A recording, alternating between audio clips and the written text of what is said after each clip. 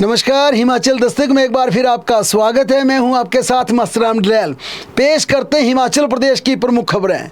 हिमाचल प्रदेश के कर्मचारियों को रिटायरमेंट के बाद अगर राज्य सरकार दोबारा उनकी सेवाएं लेती है तो उसके टर्म्स एंड कंडीशन क्या होंगे, उनका वेतन क्या होगा, उनको टीएडीए कितना मिलेगा, उन्हें सरकारी आवास की सुविधा क्या रहेगी, इसे लेकर हिमाचल प्रदेश की सुखविंदर सिंह सुक्खू सरकार ने टर्म्स एंड कंडीशन जारी कर दिए हैं और इसमें स्पष्ट कर दिया कि अब हिमाचल प्रदेश में क्लास 1 से लेकर क्लास 4 तक कर्मचारियों को अगर री एंगेज किया जाता, उनकी दोबारा रिटायरमेंट के बाद सेवाएं ली जाती हैं तो उनके लिए टर्म्स एंड कंडीशन क्या होंगे, इसकी नोटिफिकेशन रूल्स 131 नियम 131 के तहत वित्त विभाग ने इसकी बाकायदा नोटिफिकेशन जारी कर दी है और इसमें स्पष्ट कर दिया है कि क्लास 4 कर्मचारियों को अब रिटायरमेंट के बाद अगर राज्य सरकार दोबारा उनकी सेवाएं लेती, उन्हें री एंगेज करती है तो क्लास 4 कर्मचारियों का पदनाम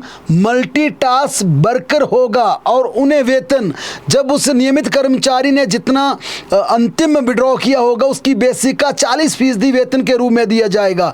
क्लास 3 कर्मचारियों को रिटायरमेंट के बाद अगर सरकार री एंगेज करती है तो उन्हें ऑफिस असिस्टेंट का पदनाम मिलेगा और उन्हें भी क्लास 4 की तरह बेसिक का 40% दिया जाएगा, यानी कि जो उनका अंतिम उनका सैलरी होगी जो विड्रॉ की होगी उसके बेसिक का 40% दिया जाएगा। क्लास 2 क्लास 1 इन तमाम अधिकारियों को भी अगर रिटायरमेंट के बाद सरकार री एंगेज करती है, दोबारा उनकी सेवाएं लेती हैं, उनका पदनाम सुपरवाइजर का होगा और उन्हें भी 40% बेसिक का वेतन दिया जाएगा।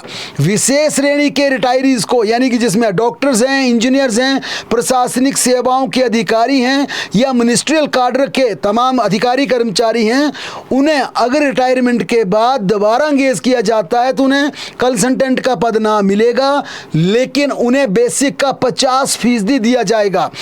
जाहिर तौर पर हिमाचल प्रदेश में अगर क्लास 4 कोई कर्मचारी जिसको री एंगेज सरकार कर रही थी या क्लास 2 था, क्लास 3 था, जितने भी कैटेगरी के कर्मचारी थे उन्हें एक शब्द दिया जा रहा था कंसल्टेंट। इसके चलते ये बड़ी एक विवाद बन गया था कि क्लास 4 को भी कंसल्टेंट बनाया जा रहा है, क्लास 1 को भी कंसल्टेंट बनाया जा रहा है। इसके चलते वित्त विभाग ने 6 महीने की लंबी कसरत के बाद आज इसकी नोटिफिकेशन जारी कर दी है और इसके तहत ये तय कर दिया कि अब रिटायरमेंट के बाद जिन क्लास 4 क्लास 3 क्लास 2 क्लास 1 या स्पेशल कैटेगरी डॉक्टर इंजीनियर या एचईएस या तमाम अधिकारियों को अगर री एंगेज करना है तो उनके पदनाम क्या होंगे, उनका सैलरी स्ट्रक्चर क्या होगा। क्लास 4 से लेकर क्लास 1 तक बेसिक का 40% मिलेगा, जबकि स्पेशल कैटेगरीज के जिसमें डॉक्टर हैं, इंजीनियर हैं, एडमिनिस्ट्रेटिव सर्विसेज के अधिकारी हैं, एचईएस हैं या फिर यूं कहें हम कि मिनिस्ट्रियल काडर के अधिकारी कर्मचारियों ने बेसिक का 50% मिलेगा। लेकिन इसके अलावा उन्हें वित्तीय लाभ क्या मिलेंगे, टीएडीए पूरा मिलेगा, जितना रेगुलर सर्विसेज में मिल रहा था उतना ही इन्हें रिटायरमेंट के बाद री एंगेज करने पर मिलेगा। छुट्टियों के सभी लाभ मिलेंगे, सरकारी आवास की सुविधा भी जारी रहेगी। सिर्फ एक चीज में कटौती की गई है, मेडिकल जो बिल रिवर्समेंट होते हैं उसको लेकर कहा गया है कि वो रेगुलर की तरह वो ट्रीट नहीं होंगे और इन तमाम कंसल्टेंट जो रखे जाएंगे इनका टेन्योर 1 साल से ज़्यादा नहीं होगा। अगर क्लास 1 से लेकर क्लास 4 तक जितनी कैटेगरी के कर्मचारी यहाँ पर अधिकारी यहाँ पर री एंगेज किए जाएंगे उनका टेन्योर 1 साल का होगा। जाहिर तौर पर पिछले दिनों हम खबर बता रहे थे कि सरकार कर्मचारियों का 59 साल का यहाँ पर रिटायरमेंट एज कर सकती है। हालांकि इस फैसले का इससे कोई लेना देना नहीं है, लेकिन यहाँ सरकार ने एक रास्ता चुना कि अगर कहीं पर जैसे जिस प्रकार से हिमाचल प्रदेश के सचिवालय में वित्त विभाग में कई अधिकारियों को री एंगेज किया गया है या इसके अलावा प्लानिंग में किया गया है, फाइनेंस में किया गया है, जिन डिपार्टमेंट्स में दिक्कत आ रही है, रिटायर हो रहे हैं, नए कर्मचारी अधिकारी नहीं मिल पा रहे हैं, उन्हें री एंगेज करने के लिए टर्म्स एंड कंडीशन नहीं थी, वो आज सरकार ने उसकी नोटिफिकेशन जारी कर दी है और साथ ही 1 साल का उनका कार्यकाल भी तय कर दिया गया है। राज्य सरकार ने कई अधिकारी कर्मचारी री एंगेज किए थे लेकिन उनकी टर्म एंड कंडीशन नहीं थी, इस कारण कई कंसल्टेंट को वेतन नहीं मिल पा रहा था। इस नोटिफिकेशन के बाद अब राज्य सरकार खाली पदों पर कई रिटायरीज कर्मचारियों को री एंगेज कर सकती है जिनकी जरूरत होगी, क्योंकि ये स्पष्ट कर चुकी है सरकार की प्रदेश में भर्तियों के लिए करीब 2 साल का समय लग जाता है। प्रदेश प्रदेश में लगातार रिटायरमेंट हो रही है। एक साल में औसतन 15 से 20 हज़ार पद खाली हो रहे हैं। इस कारण सरकार का कामकाज प्रभावित ना हो, इसलिए रीएंगेज करने के लिए अलग अलग कैटेगरी दी गई है, क्लास 4 से लेकर क्लास 1 तक, स्पेशल कैटेगरी तक। बहरहाल दूसरी खबर का रुख करें तो वित्तीय संकट के बीच एक और सब्सिडी को खत्म कर सकती है सरकार, क्योंकि जिस प्रकार से ग्रामीण क्षेत्रों में मुफ्त पानी की सुविधा दी जा रही थी, उस फैसले को सरकार वापस ले सकती है। क्योंकि हिमाचल प्रदेश में सिर्फ अर्बन एरिया में पानी का बिल आता है, लेकिन गांव में फ्री पानी दिया जा रहा है। इसके चलते सरकार को 100 करोड़ से ज़्यादा सालाना चपत लग रही है। जाहिर तौर पर जब हिमाचल प्रदेश के ग्रामीण क्षेत्रों में बिल आता था तो ये बिल 50 रुपए से लेकर अधिकतम 100 रुपए तक प्रति परिवार होता था। लेकिन प्रदेश की स्थिति देखें, चाहे वो क्लास 1 ऑफिसर है, चाहे बड़ा ठेकेदार है, चाहे वो इनकम टैक्स पेयर है, सभी को पानी की यहाँ पर मुफ्त सुविधा दी जा रही थी। इसके चलते कैबिनेट में पिछले 2 दिन पहले हुई कैबिनेट में ये प्रेजेंटेशन जल शक्ति विभाग द्वारा दी गई थी कि हिमाचल प्रदेश के ग्रामीण इलाकों में, क्योंकि ग्रामीण करीब 90% हिमाचल प्रदेश का ग्रामीण इलाका आता है, उनमें सभी को मुफ्त पानी दिया जा रहा है, जिसमें क्लास 1 अधिकारी हैं, जिसमें बड़े बड़े सेठ हैं, धना सेठ हैं, जिसमें रसूखदार लोग हैं, टैक्स पेयर लोग हैं, दुकानदार हैं। इन तमाम कैटेगरी को मुफ्त का पानी दिया जा रहा है और इससे सरकार को 100 करोड़ का सालाना घाटा हो रहा है। इस पर यह भी जल शक्ति विभाग ने सवाल उठाए कि अगर किसी इनकम टैक्स पेयर को कोई आयकर दाता है, उसको अगर 50 रुपए का बिल आ जाएगा तो क्या घाटा पड़ेगा, लेकिन सरकार के खजाने को 100 करोड़ रुपए का यहाँ पर घाटा हो रहा है। इसके चलते सरकार को ये प्रेजेंटेशन दी गई कैबिनेट में जल शक्ति विभाग के द्वारा कि इस मुफ्त के पानी के बिल की प्रथा को बंद कर दिया जाए। ये जो रेबड़ियां बांटने का कल्चर हिमाचल प्रदेश में भी शुरू हुआ, इसे धीरे धीरे बंद किया जाए। और अब अगली कैबिनेट में प्रदेश की सुक्खू सरकार इस पर बड़ा फैसला ले सकती है और ग्रामीण क्षेत्रों में उन लोगों को मुफ्त पानी बंद कर सकती है जो कि टैक्स पेयर हैं, रसूखदार हैं और अच्छी खासी कमाई वाले लोग हैं। हिमाचल प्रदेश के पटवारी कानून को स्टेट कार्डर के विरोध में चल रहे आंदोलन पर राज्य सरकार ने सोमवार तक अल्टीमेटम दिया है। पिछले कल महत्वपूर्ण बैठक सचिवालय में हुई थी। अतिरिक्त मुख्य सचिव राजस्व ओंकार शर्मा के साथ पटवारी कानून को संघ की 2 घंटे तक ये बैठक चली। दोनों पक्षों में सौहार्दपूर्ण हुई इस बातचीत के बाद ये तय हुआ कि संघ के पदाधिकारी अपना पक्ष राजस्व मंत्री के समक्ष भी रख सकते हैं। इसके लिए राजस्व मंत्री ने सोमवार को संघ के प्रमुख पदाधिकारी वार्ता के लिए शिमला बुलाए हैं। पिछले कल पटवारी कानून को संघ के प्रमुख पदाधिकारी काफी संख्या में हिमाचल प्रदेश सचिवालय पहुंचे थे। इन पदाधिकारियों ने पहले लैंड रेवेन्यू रिकॉर्ड के डायरेक्टर सीपी वर्मा से मुलाकात की और अपना पक्ष रखा। इस दौरान राजस्व विभाग के वरिष्ठ अधिकारी सुनील वर्मा, अनिल चौहान, बलवान चंद, तमाम ही अधिकारी मौजूद रहे। इसके बाद पदाधिकारियों को अपना पक्ष रखने के लिए अतिरिक्त मुख्य सचिव ओंकार शर्मा ने बुलाया। सूचना के अनुसार ओंकार शर्मा ने संघ के पदाधिकारियों का पक्ष गंभीरता से सुना और उनकी समस्याओं के निदान का आश्वासन भी दिया। एसीएस के ऑफिस में 4 बजे शुरू हुई ये वार्ता शाम 6 बजे तक चली। एसीएस से वार्ता के बाद पटवारी कानून को संघ ने राजस्व मंत्री के समक्ष भी अपना पक्ष रखने की मांग रखी। इस पर एसीएस ओंकार शर्मा ने राजस्व मंत्री से दूरभाष पर संपर्क कर संघ के पदाधिकारियों को वार्ता के लिए सोमवार का समय दिला दिया। इस दौरान ओंकार शर्मा ने कहा कि सोमवार तक सरकार पटवारी कानूनगों के खिलाफ कोई कार्रवाई नहीं करेंगी। यानी कि सरकार ने ये बड़ा स्टैंड लिया है कि सोमवार तक हमने जो आदेश जारी किए हैं कि इनकी सर्विस को ब्रेक कर दिया जाएगा, इनके खिलाफ डिसिप्लिनरी रिएक्शन लिया जाएगा। ओंकार शर्मा ने कहा कि मंडे तक हम कोई कार्रवाई नहीं करेंगे, मंत्री से वार्ता के बाद अगला एक्शन तय किया जाएगा। इस पूरे मामले पर ओंकार शर्मा ने कहा कि पटवारी कानूनगो राजस्व विभाग की रीढ़ है। उन्होंने कहा कि पटवारी कानूनगो की मेहनत को नजरअंदाज नहीं किया जा सकता। एसीएस ने यह भी माना कि विकट परिस्थितियों में असुविधाओं के बीच काम कर रहे पटवारी कानूनगो को और बेहतर सुविधाएं मिलनी जरूरी है, लेकिन ओंकार शर्मा ने यह भी चेताया कि महज तबादले के डर से सरकार के फैसले का विरोध करना न्याय संगत नहीं है। फैसले के विरोध में एडिशनल चार्ज छोड़ना सर्विस रूल्स के खिलाफ है। लिहाजा एसीएस ने कड़े शब्दों में कहा कि नियमों से खिलवाड़ करने पर प्रदर्शनकारियों की सर्विस ब्रेक हो सकती है, उनका रोजगार जा सकता है। इसके चलते सरकार ने जो आदेश जारी किए हैं उसकी पालना कीजिए, आप कोई स्ट्राइक पर ना जाएं। लेकिन उन्होंने ये माना कि जो दिक्कतें उनको आ रही हैं उनका समाधान वाकई करना है, और ये उन्होंने ये भी कहा कि मंत्री के समक्ष भी अपना ये पक्ष रखें। उधर पटवारी कानून को संघ की माने तो उन्होंने गुहार लगाई कि आप काडर का फैसला लेने से पहले कम से कम हिमाचल प्रदेश के पटवारी कानूनगों की दिक्कतों का समाधान भी सरकार करे। एसीएस के वार्ता के दौरान पटवारी कानूनगो संघ ने पदाधिकारियों ने कहा कि इस फैसले से उनके मनोबल को तोड़ने का प्रयास किया जा रहा है। इससे सीनियरिटी लिस्ट प्रभावित होगी। भौगोलिक परिस्थितियों के मद्देनजर दूसरे जिलों में कामकाज करना मुश्किल होगा, ये कामकाज प्रभावित होगा। संघ के पदाधिकारियों ने कहा कि 18 नवंबर 2023 को राजस्व मंत्री से वार्ता के दौरान जिन मांगों पर सहमति बनी थी उन्हें आज तक पूरा नहीं किया गया। अभी भी पटवारी बिना कंप्यूटर ब्रॉडबैंड सिस्टम के काम करने के लिए मजबूर हैं। पटवारियों की वेतन विसंगतियां, वरिष्ठता, राइडर तथा सीनियरिटी के मसले आज भी जस के तस हैं, जबकि इन्हें सुलझाने का आश्वासन दिया गया था। इसके अलावा क्लरिकल स्टाफ को पदोन्नति में दिया जा रहा 20% कोटा भी अभी तक बंद नहीं किया। उन्होंने कहा कि इन तमाम समस्याओं को दूर करें, हम काडर के बारे में फिर सोचेंगे। बहरहाल हिमाचल प्रदेश के कर्मचारियों के लिए एक और बड़ी खबर है, और बड़ी खबर यह है कि 3 साल से ज़्यादा अगर उनकी पोस्टिंग का स्टेशन नहीं बदला तो इंक्रीमेंट रुक जाएगी, और जितनी भी प्रमोशन या वित्तीय लाभ मिलते हैं उन पर पूर्ण विराम लग जाएगा। इसके लिए राज्य की सुखविंदर सिंह सुक्खू सरकार अधिकारी कर्मचारियों की पोस्टिंग पर बड़ा फैसला लेने की तैयारी में। इसके तहत एक ही स्टेशन पर 3 साल से ज़्यादा की तैनाती पर इंक्रीमेंट रोक दी जाएगी। राज्य सरकार इस बड़े फैसले की शुरुआत आबकारी एवं कराधान विभाग से करने जा रही है। इसके लिए बाकायदा 25 जुलाई की कैबिनेट में आबकारी एवं कराधान विभाग एजेंडा लाया था, प्रेजेंटेशन दी थी, और कैबिनेट में हुई चर्चा के अनुसार अब राज्य में आबकारी एवं कराधान विभाग का पुनर्गठन होगा। इस आधार पर विभाग के एक्साइज तथा जीएसटी के 2 अलग अलग विंग बनेंगे।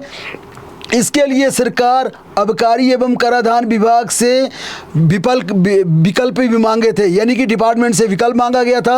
आप एक्साइज में रहना चाहते हैं या जीएसटी में जाना चाहते हैं, सभी अधिकारी कर्मचारियों को कहा गया था कि आप अपना विकल्प दीजिए।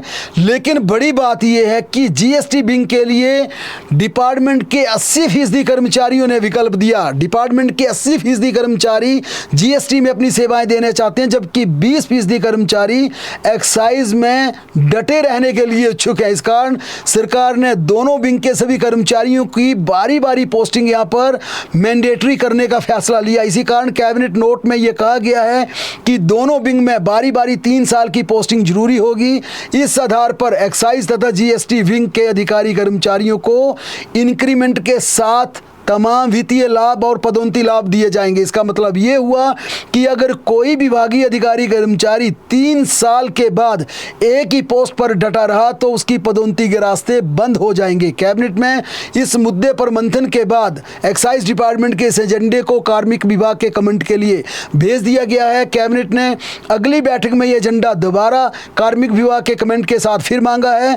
बताते चले कि आबकारी एवं कराधान विभाग में 1400 के करीब पद स्वीकृत हैं। इसमें 980 कर्मचारी इस समय तैनात हैं, अपनी सेवाएं दे रहे हैं। लेकिन इन कर्मचारियों में 80% ने कहा है कि हम जीएसटी में रहना चाहते हैं, एक्साइज विंग में नहीं जाना चाहते हैं। लेकिन अब सरकार कैबिनेट में ये फैसला ले रही है कि दोनों जीएसटी और एक्साइज दोनों में आपको 3-3 साल लगाने पड़ेंगे।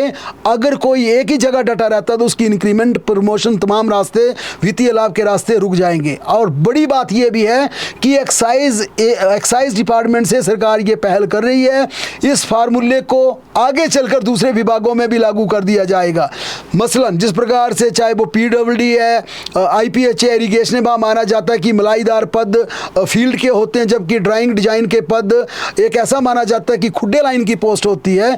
वहाँ पर भी ये इंप्लीमेंट किया जाएगा। और साथ में सरकार ये भी व्यवस्था ला रही है कि कोई बड़ा अधिकारी, चाहे वो पीडब्ल्यूडी का है, इरिगेशन का है, आईपीएच का है, या फिर वह अधिकारी फॉरेस्ट डिपार्टमेंट का है, पुलिस का है, सीआईडी का है, विजिलेंस का है, किसी भी डिपार्टमेंट का अधिकारी, अगर उसकी पोस्टिंग एक स्थान पर 3 साल से ज़्यादा है, उसे भी इंक्रीमेंट रोक दी जाएगी। लेकिन कैबिनेट में अभी एक्साइज एंड टैक्सेशन का ये एजेंडा आया है और इस एजेंडे को अगली कैबिनेट की बैठक में अप्रूव कर लागू कर दिया जाएगा और इसके बाद दूसरे डिपार्टमेंट में भी ये फार्मूला इम्प्लीमेंट किया जाएगा।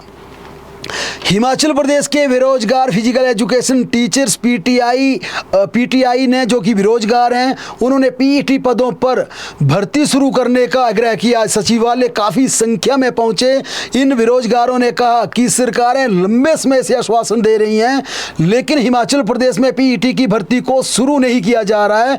उन्होंने सीधे तौर पर शिक्षा मंत्री रोहित ठाकुर से मुलाकात करके कहा 1 महीने के भीतर हिमाचल प्रदेश में पीईटी की भर्ती को शुरू कर दिया जाए। इसके लिए चाहे आपको कोर्ट में जाकर मामले की पैरवी करनी पड़े, क्योंकि आरएनपी रूल्स और तमाम मसलों के चलते ये मामला लिटिगेशन में अदालत में भी फंसा हुआ। लेकिन इन तमाम बेरोजगारों ने कहा कि इसमें हमारा क्या कसूर है। आप सरकारी वकीलों को कहिए, आप एजी साहब को कहिए कि मामले को स्पीड अप करें, वहाँ पर इस केस को जल्दी से जल्दी इसका निपटारा करवाने की कोशिश करें, ताकि कम से कम जो लंबे समय से बेरोजगार बैठे हैं, कम से कम डिप्लोमा करके आए हैं, डिग्रियां लेकर आए हैं, उन्हें रोजगार मिल सके। पीईटी बेरोजगार संगठन जुब्बल कोटखाई का संघ था, ये जो सचिवालय आज आया था, इन्होंने कहा कि पिछले 2 सालों से भर्तियों का लगातार आश्वासन पर आश्वासन मिल रहा है। उन्होंने ये भी सुझाव दिया शिक्षा मंत्री को कि विवादित 119 पदों को होल्ड कर बाकी भर्ती प्रक्रिया को शुरू कर दिया जाए। उन्होंने ये भी कहा कि अभी वह सरलता से डिमांड कर रहे हैं, अगर उनकी मांगें पूरी नहीं हुई तो उन्हें आंदोलन पर भी मजबूर होना पड़ेगा। टीजीटी की लटकी सूची, टीजीटी की नियुक्ति अपॉइंटमेंट की जो एक सूची लटकी है, लिस्ट लटकी है, सोमवार को जारी हो सकती है। आज निदेशालय ने इन तमाम जितने भी यहाँ पर लटके मामले थे उनके स्टेशन लगाकर इसकी फाइल शिक्षा मंत्री रोहित ठाकुर को भेज दी है। शिक्षा मंत्री रोहित ठाकुर ने कहा कि सोमवार को टीजीटी की तमाम जितने यहाँ पर होल्ड किए गए थे, जिनकी पोस्टिंग रुकी हुई थी, उनके आदेश जारी कर दिए जाएंगे और इसके बाद जेबीटी की सूची को भी जारी कर दिया जाएगा। ये बड़ा खुलासा जेबीटी की सूची पर शिक्षा सचिव राकेश कंवर ने कहा कि दरअसल जेबीटी की किसी प्रकार की अपॉइंटमेंट को होल्ड नहीं किया गया है। इसमें एक पोस्टिंग का मसला है, क्योंकि हमने एक फैसला लिया है कि हम जेबीटी टीचर्स को, नए अध्यापकों को वहां भेजेंगे जहां पर कोई टीचर नहीं है, जहां पर बच्चे ज़्यादा हैं, यहाँ पर कई स्कूल बंद करने पड़े। और जो पिछली हमने ऑर्डर किया था वह उन स्कूलों में भी हो गया था जहाँ पर स्कूल मर्ज किए गए, स्कूल बंद किए गए। उन्होंने इतना भी माना कि इसकी कोई सूचना लीक हुई थी डायरेक्टरेट से, और इस सूचना लीक होने के बाद जो नए जेबीटी टीचर लगने थे, उन्होंने कुछ नेताओं से साठ गांठ कर अपनी पोस्टिंग के ऑर्डर को बदलवाना चाहा। शिक्षा सचिव ने कहा कि मुख्यमंत्री सुखविंदर सिंह सुक्खू और शिक्षा मंत्री रोहित ठाकुर के ये साफ आदेश हैं कि खाली स्कूलों में ही नए अध्यापकों को अपॉइंटमेंट दी जाए। इसके चलते हम नई लिस्ट बनाने में लगे। उन्होंने इतना कहा कि टीजीटी के चलते जेबीटी का मामला लट गया था और सोमवार तक टीजीटी की अपॉइंटमेंट का मामला पूरा हो जाएगा, फिर अगले ही हफ्ते जेबीटी की भी हम नियुक्ति जारी कर देंगे। ये शिक्षा सचिव राकेश कंवर का बड़ा बयान आया, उन्होंने हिमाचल दस्तक के साथ ये बात साझा की। मुख्यमंत्री सुखविंदर सिंह सुक्खू आज दिल्ली में कांग्रेस के दिग्गज नेता, युवा नेता राहुल गांधी से उन्होंने मुलाकात की है। इस मुलाकात के मायने समझ सकते हैं, क्योंकि पिछली बार भी राहुल गांधी से वे मिलना चाह रहे थे लेकिन मुलाकात नहीं हो पा रही थी। जब भी मुख्यमंत्री की केंद्रीय नेताओं से मुलाकात होती है, हिमाचल प्रदेश के तमाम नेताओं की धड़कनें तेज हो जाती हैं। जो कैबिनेट का हिस्सा बनना चाहते हैं, बोर्ड कॉर्पोरेशन में चेयरमैन नहीं चाहते हैं, उनकी धड़कनें तेज हो जाती हैं जब भी मुख्यमंत्री दिल्ली जाते हैं या फिर गांधी परिवार के किसी बड़े नेता से मिलते हैं। पिछली बार प्रियंका गांधी से जरूर उनकी मुलाकात हुई थी, लेकिन राहुल गांधी से नहीं मिल पाए थे। अब ये माना जा रहा है कि मुख्यमंत्री जिस प्रकार से दिल्ली में राहुल गांधी से मिले हैं, अब सीएम सुक्खू के वापस लौटने के बाद एक तो ब्यूरोक्रेट्स की ट्रांसफर होंगी, प्रशासनिक अधिकारियों के तबादले होंगे, जिसमें कुछ एक डीसीज बदले जा सकते हैं, एसडीएम एडीएम बड़े स्तर पर बदले जाएंगे, सेक्रेटरी जितने भी हैं एडमिनिस्ट्रेटिव सेक्रेटरी हैं, प्रशासनिक सचिव हैं उनके तबादले होंगे, डायरेक्टरेट के अधिकारी बदले जाएंगे, विभागाध्यक्ष बदले जाएंगे, बड़े स्तर पर तबादले होने, पुलिस महकमे के आला अधिकारी बदले जाएंगे और साथ में बोर्ड कॉरपोरेशन में तैनातियों को लेकर भी सुगबुगाहट बड़े समय से चल रही है। मंत्री पद एक खाली है, उसे लेकर भी पूरी चर्चा चल रही है। और जिस प्रकार से सीएम सुक्खू दिल्ली में आज राहुल गांधी से उनकी मुलाकात हुई है, उसके बाद ये चर्चा और तेज हो गई है। आज प्रधानमंत्री नरेंद्र मोदी की अध्यक्षता में दिल्ली में नीति आयोग की 9वीं गवर्निंग काउंसिल की मीटिंग शुरू हुई। सीएम सुक्खू ने इस मीटिंग का बहिष्कार किया। सीएम सुक्खू पिछले कल दिल्ली जरूर गए थे, मगर उन्होंने ये स्पष्ट कर दिया था कि वे दिल्ली सिर्फ नीति आयोग की बैठक के लिए नहीं जा सकते, उनकी कई और दूसरी मीटिंग्स होती है, कई उनकी अपॉइंटमेंट्स होती हैं। क्योंकि इस पूरे मामले पर बात करें तो इंडिया गठबंधन के अधिकतर दलों ने नीति आयोग की बैठक का बहिष्कार करने का ऐलान किया था। 27 से 29 जुलाई तक चलने वाली नीति आयोग की मीटिंग में पेयजल की उपलब्धता, गुणवत्ता, बिजली, स्वास्थ्य सेवाओं की पहुंच, एजुकेशन,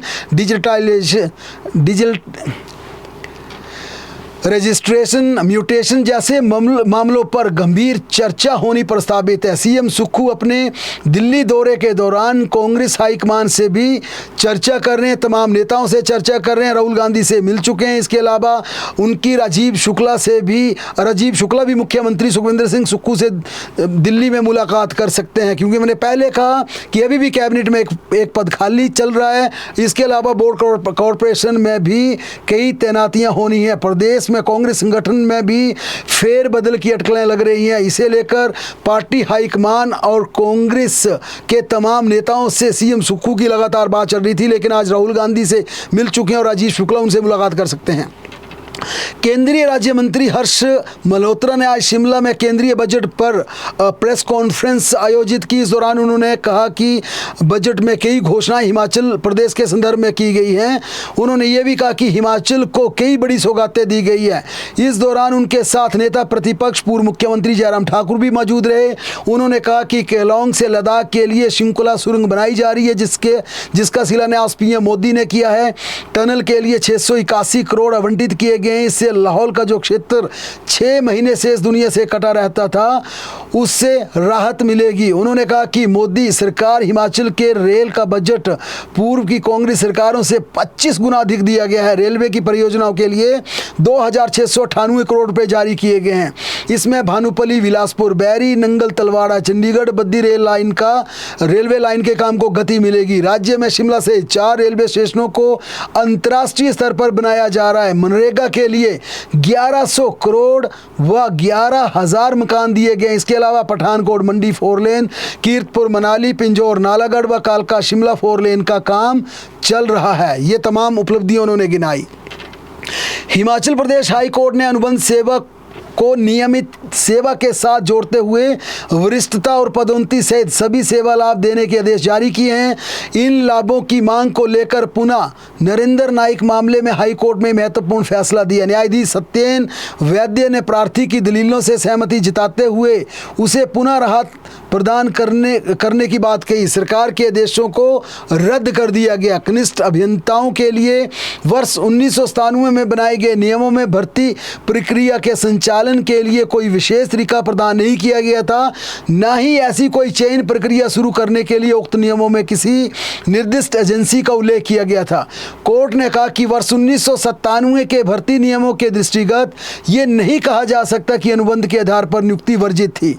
सीधी भर्ती रोजगार की प्रकृति पर ध्यान दिए बिना भर्ती की मात्रा एक प्रक्रिया है। प्रार्थी ने पुनः सर्वोच्च न्यायालय की 5 जजों की पीठ द्वारा director recruit class 2 engineering officers बनाम स्टेट ऑफ महाराष्ट्र मामले में पारित फैसले का हवाला देते हुए उसे ये भी लाभ दिए जाने की मांग की थी। कोर्ट ने सर्वोच्च न्यायालय के इस फैसले की विस्तृत व्याख्यान करने वाले तमाम सर्वोच्च न्यायालय के फैसलों का गहन अवलोकन करने के पश्चात ये स्पष्ट किया कि प्रार्थी नरेंद्र नाइक व अन्य प्रार्थीगण कानूनी तौर पर अनुबंध की तारीख से स्न्योटी लेने के हक रखते हैं।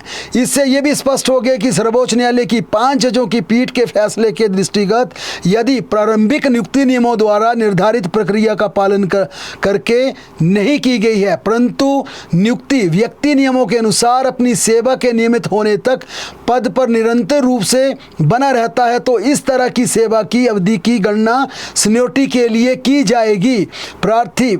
पहली बार प्रार्थी न्यायिक के इस मामले में 14 दिसंबर 2010 को तत्कालीन न्यायाधीश राजीव शर्मा की एकल पीठ ने यह फैसला सुनाया था। इस फैसले में अनुबंध आधार पर दी गई सेवाओं को नियमित सेवा के साथ जोड़ते हुए वरिष्ठता और अन्य सेवा लाभों के लिए गिने जाने के आदेश पारित किए गए थे। जिस फैसले पर 9 अप्रैल 2023 को हाई कोर्ट की खंडपीठ ने भी अपनी मोहर लगा दी थी, सर्वोच्च न्यायालय में भी विभिन्न तरह की याचिकाओं के माध्यम से चुनौती देने के पश्चात भी फैसला ज्यों का त्यों रहा।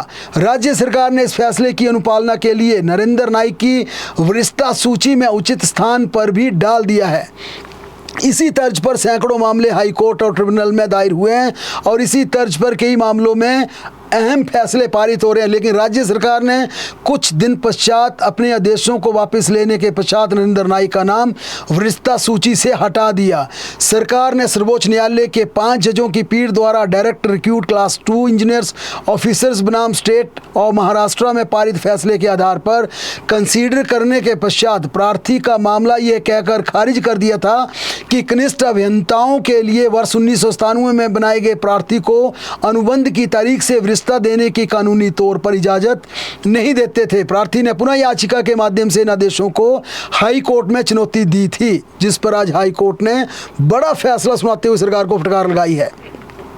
मौसम की बात करें तो हिमाचल प्रदेश में 29 से 2 अगस्त तक प्रदेश में भारी से भारी बारिश का येलो अलर्ट जारी किया गया है। कांगड़ा, चंबा, कुल्लू, शिमला, मंडी, हमीरपुर, सोलन, बिलासपुर, ऊना, सिरमौर में भारी से भारी बारिश होगी और इन सभी 10 जिलों में 76 से 100% तक बारिश का अनुमान लगाया गया है। किन्नौर और लाहौल स्पीति में कम बारिश होगी, लेकिन प्रदेश के बाकी हिस्सों में 2 अगस्त तक मूसलाधार बारिश होगी। प्रदेश की तमाम बड़ी खबरों के लिए बने रहें हमारे साथ, देखते और पढ़ते रहें हिमाचल दस्तक।